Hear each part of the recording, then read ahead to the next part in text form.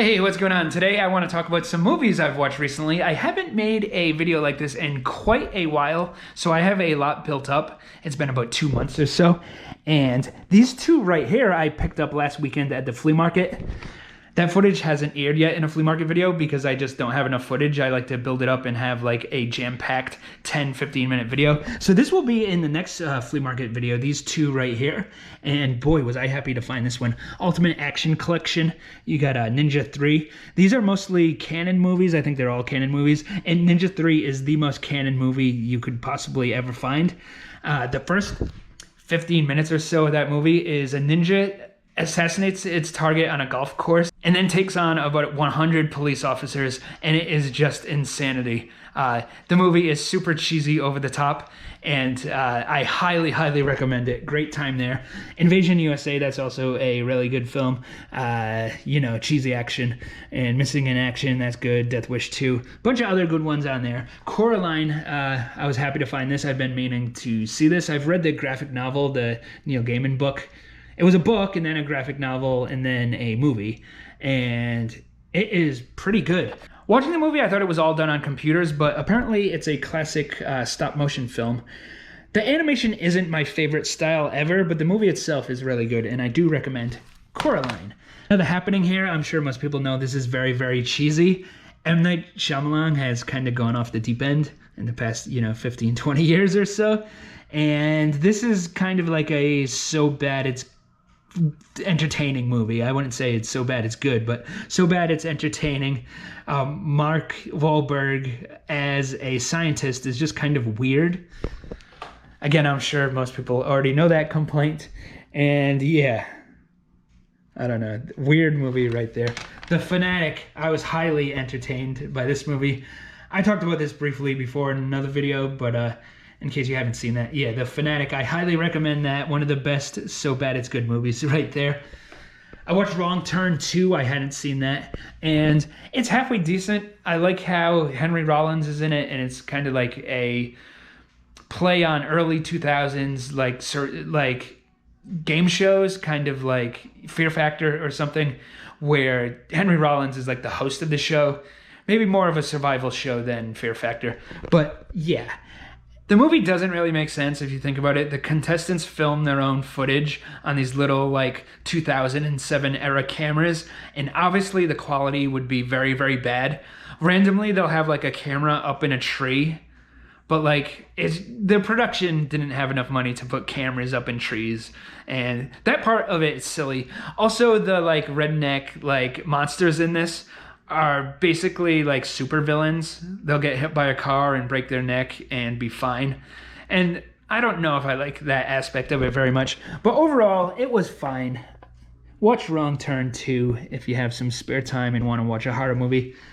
Attack the Block, I thought I would like this more. I just wasn't really feeling it. They say it's on the back, they say it's like Gremlins meets The Goonies, but it's R-rated. So the tone is totally different than those two movies, even though it does have like kids and monsters and stuff. So I wasn't the biggest fan of this one. I was a big fan of this one, Cinema Paradiso. And this is considered one of the greatest movies of all time. And I can see why, because it is fantastic. So if you don't want to watch ninjas and monsters eating people, you want to watch like a just classic movie, I highly recommend this one right here. Batman versus Ninja Turtles, and 5 minutes into this, I didn't think I would like it very much, but it grew on me, and it was a good time. Animated movie that I recommend. You should check that out. Paranormal Activity. I've never actually seen this movie. I tried to watch it. I put it on for 3 minutes, and I had to turn it off. I just knew I wouldn't be into it.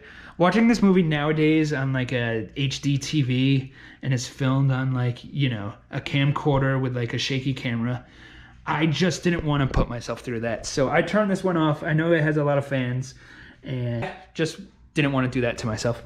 I did rewatch The Peanut Butter Falcon, and this is an amazing movie right here. Highly recommended. You should check that out right there. Now this movie right here, Extremities, I had never even heard of this before.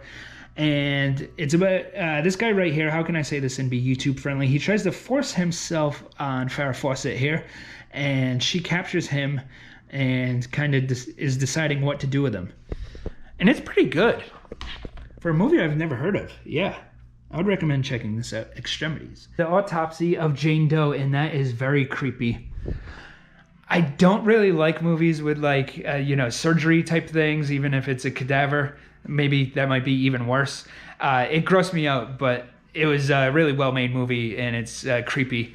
I highly recommend that one right there. Ladybug's hair is classic 90s cheese. That's a fun time right there. Rewatch that one. And yeah, the Three Stooges movie. A lot of people probably don't like that at all. I thought it was fine for what it is. You have nothing better to do. Throw that on. And, there's some funny bits to it. It's all right. Atomic Blonde. I had fun with this. It's by the creators of John Wick, or at least the studio that made John Wick. And, well-made movie. Good action. There's an action scene that is like 20 minutes long or so. And they definitely cheated. It looks like it's one continuous shot, but they definitely use camera tricks. There's no way they filmed that continuous for 20 minutes. But still, it looks like it's one shot, and it's really cool. Fun time there. It takes place as the Berlin Wall is falling, and I thought the movie would be very cold and gray looking, which it is at times, but it's also very 80s, and they do a good job with it. So I do recommend Atomic Blonde. We'll take a little break from the DVDs here. I did see a few movies in the theater. I just saw Evil Dead Rise, and I don't know how to feel about that one. When you go into it, don't expect the Evil Dead movie. I didn't like the first hour of it, and then it kind of grew on me. The last half hour, it gets better. So in the old movies, you have Ash Williams, possibly the most iconic horror movie hero of all time. This one, you have just kind of lame kids. A lady who's a guitar tech for a roadie for a rock band. She's kind of cool. A mom who's just whatever. And it takes place in an apartment building. That's the reason the movie is called that. Evil Dead Rise, a high rise. I didn't pick up on that at first, but yep, that's it. And it's not really creepy or scary. It is super bloody. I would wait for that to come out on streaming or whatever before you watch. I wouldn't go see it in the theater. But you can if you want to, and you probably are going to anyways. I saw the movie Air about Nike trying to sign Michael Jordan. The movie isn't about sneakers, really. It's about trying to get a business deal. And it was entertaining if you think you would like something like that. There were some things in the movie that I thought were off. They show a guy skateboarding in 1984 and he's doing a kickflip. Unless you're Rodney Mullen, you weren't doing a kickflip in 1984. Just a little nitpick there. I hate when they don't research things like that in movies. Also, they act like the Air Jordan was this revolutionary design, but I'm pretty sure that shoe was used before for another shoe, and they kind of just took it and gave it to Michael Jordan. I could be wrong on that though. But my favorite movie by far that I've seen recently in the theater is Dungeons and Dragons Honor Among Thieves. Surprisingly, that is so well made. It's funny. It's fun. I was expecting something more like the Dungeons and Dragons from 1999 or whatever. That one is kind of crappy. This one is awesome, and I highly recommend it.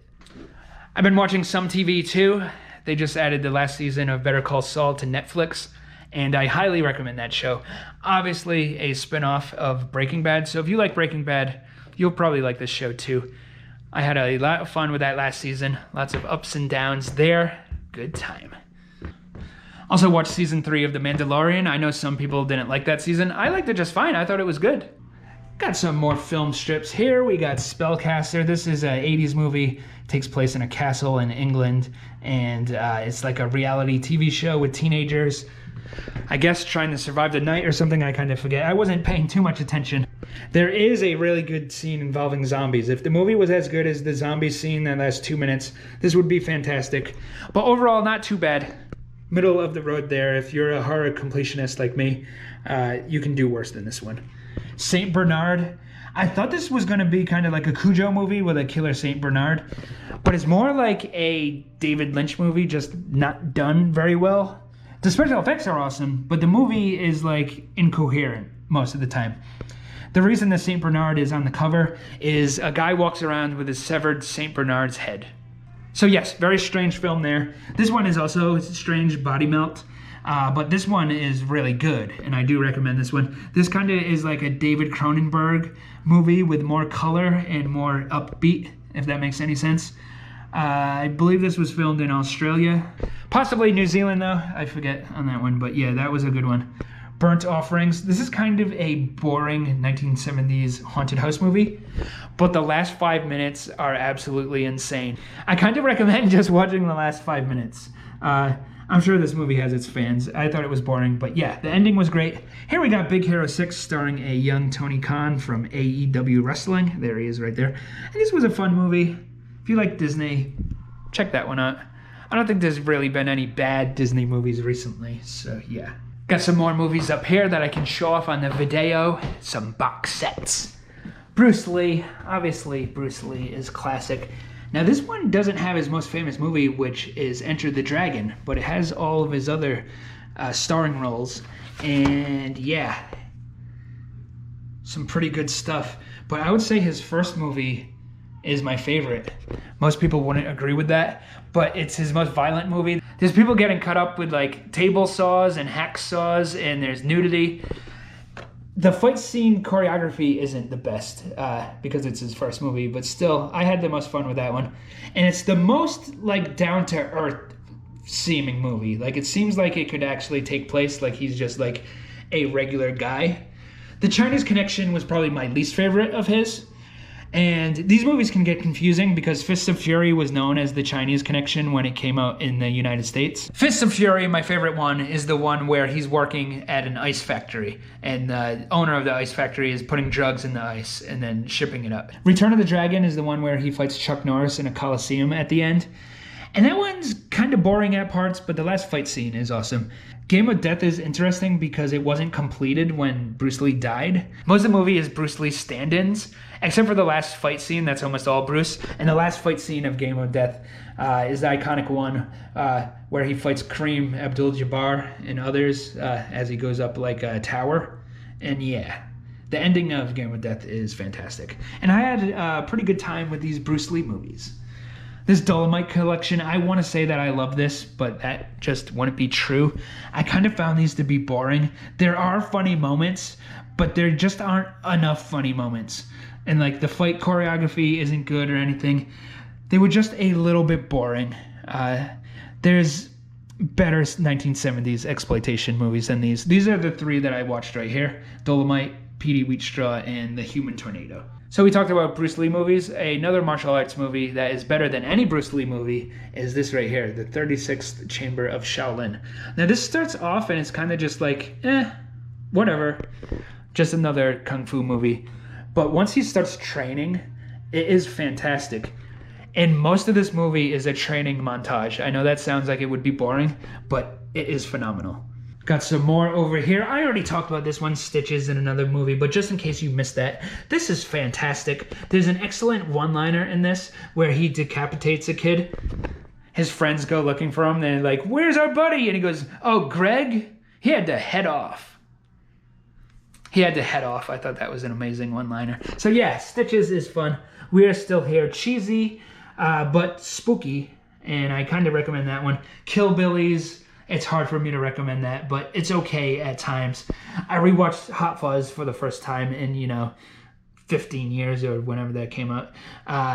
And yeah, it's pretty good. Hot Fuzz was fun. The Happy Time Murders. I didn't think I would like this very much. It's not great or anything, but it was fine. I just kind of feel that movies like that are played out where it's like, oh, it's supposed to be for kids, but it's actually super raunchy.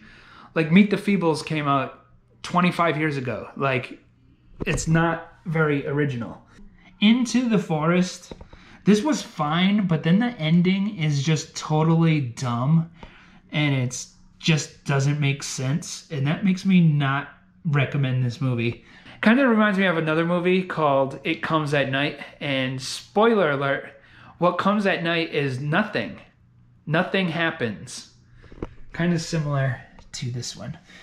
127 Hours. This was okay, but then a half hour in, I'm sure everyone already knows the plot. He gets trapped by a rock, And I'm just sitting there like, oh, I'm going to have to watch him be trapped by a boulder for the next hour. And that kind of turned me off.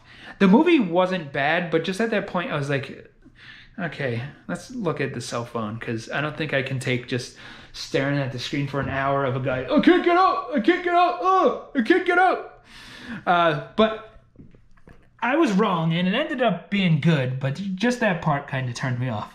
Now, the Fast and the Furious 7 movie collection here, I kind of wanted to watch these because I do like car chase movies. I just feel that the Fast and the Furious movies are kind of like popcorn movies for like jocks. And they were fun though. Surprisingly, I did enjoy them though. I didn't watch all of them. I looked online what were considered the best ones. I had already seen parts 1 and 2 way back in the day. And according to online, the fan favorites are 5, 6, and 7. So I watched those, and they were pretty fun, mindless entertainment. Okay, I'll show you what's in here. Now this is crazy. We have movies that are inside this magic box known as a PlayStation 4, and they go through the wires into the television. So this is my Tubi account. I wanted to load up some stuff I watched recently that I thought was good. Doug Stanhope here is one of the greatest comedians of all time, so this is highly recommended. Now, Doug Stanhope was the replacement host on The Man Show. So in the 2000s, I always just wrote him off as being like, you know, just not good. The guy from The Man Show. A show that was already kind of mediocre, and then replacement hosts, and he was one of them. He was also in the Girls Gone Wild commercials. And who would have thought he's like a genius comic? So I was wrong about Doug Stanhope for a long time. So filming the TV looks bad, so I called an audible there, but let's keep going. Nick Vatterott, Disingenuous. Nick Vatterott is probably the most underrated comedian of all times. He's not a household name, but he should be. And this special is insane. It's like half stand-up, half conceptual, like time travel piece. Very funny. Highly recommended. Nick Vatterott, Disingenuous. Squirm. Surprisingly, I thought this was a really good 70s horror movie. I found this at the flea market a few months ago, and I didn't buy it because I thought it was just a little bit too expensive. But I should have, and it's a good time. Squirm. Recommend that one. Brightburn. I saw this in the theaters, and I don't hear many people talk about it. It's about a kid who's a supervillain, basically. Kind of like the opposite of a young Clark Kent, and it's a pretty good flick right there. Twice Dead. I think this is kind of underrated. If you like 80s cheesy horror movies, you can do a lot worse than this one. And it's fun. Yeah. Deadbeat at Dawn. This is an awesome zero-budget exploitation movie. I recommend this one too, if you like that type of thing. Now, this next movie is called The L.A. AIDS Jabber. That's an actual movie that people made with their spare time. That's on someone's resume. Oh yeah, I played the Jabber. An LA AIDS Jabber. I jammed the people with AIDS. That was me. Good stuff. Deathstalker 2. Oh my god, an amazing movie. Surprisingly, Deathstalker 2 is a parody of like the sword and sorcery movies. So you don't have to have seen Deathstalker 1 to watch Deathstalker 2. I recommend checking out both of them. The first one's okay, but definitely watch Deathstalker 2. This one feels good, man, about the guy who created Pepe the Frog and kind of how people like took his creation and changed it into meaning something that it didn't originally mean. And I feel bad for the guy, and he seems really cool. It's a good movie. Puppet Master versus Demonic Toys. Corey Feldman is in this, and he's not even trying to act anymore. It's funny that he was one of the greatest child actors, and as an adult, he like lost the ability. Corey Feldman, come on. Get with it. Get with the program, please. Puppet Master 5, that was alright. Curse of the Puppet Master, I guess that was alright too. I watched a bunch of Puppet Master movies. I looked up which ones were considered the best, and I do agree with the fan reaction where 2, 3, 4 are considered the best. And yeah, I would agree with that, and I do like those old Puppet Master movies. Okay, so one last thing I want to show off here in the bathroom. Now, this is where the magic happens. And we got the Dark Tower. What a disappointment. I wasn't too invested. I knew it would be bad. The problem is it doesn't stick with the source material. Why? You're just going to upset the fans. Give them what they want. Making it different isn't going to get you new fans, so there's really no reason to do that. I do not like this movie. I hope they do eventually make a Netflix show or something and finally do it justice. I am getting heated here. I'm raging. I'm mad. Oh, I need to cool off. And I do appreciate you watching. Like, subscribe. I'll see you next time around.